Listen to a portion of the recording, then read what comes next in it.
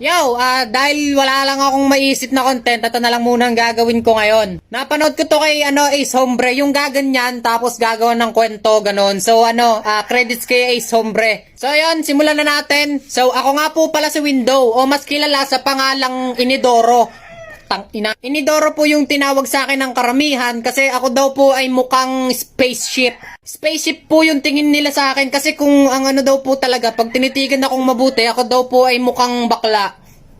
O minsan mukha naman daw po akong tooth fairy. Hindi, minsan kasi alam ko talaga mapagbiro sila eh. Pero ang totoong tingin talaga nila sa akin ay isa daw akong mukhang demonyo. Siyempre, sinumbong ko yun sa nanay ko kasi mukha daw akong demonyo eh. Nung tinanong ko yung nanay ko, "Ma, ano ba talagang tingin mo sa akin?" Ang sagot sa akin, "Anak, ang tingin ko talaga sa'yo mukha kang itlog." Tapos syempre, sabi ko sa nanay ko, "Ma, ano ba talaga yung totoo? Alam ko nagbibiro ka lang." Ang sagot niya sa akin, "Hindi anak, joke lang.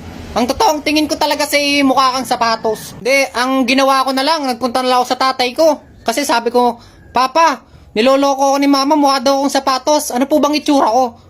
Sabi po sa akin ng papa ko, "Anak, mukha ka talagang ubas. Pero pag inayusan mo naman yung sarili mo, mukha kang spaceship." Siguro tropa mo din yung mga tropa ko pa. Ganto na lang yung ginawa ko. Nagpunta ako sa kapatid ko. Sabi ko sa kapatid ko, "Kuya, ano bang itsura ko? Ano bang tingin mo sa akin?" Sabi ng kuya ko, "Kapatid, ikaw ay mukhang babaeng ikakasal." Sabi ko, "Nagbibiro ka lang eh." Sabi niya, "Hindi, joke lang. Mukha ka talagang pinya." Pinya yung tingin sa akin ng kapatid ko. So ako syempre naisip ko pinaglololoko ko ng mga tao dito, pupunta na lang ako sa salamin namin.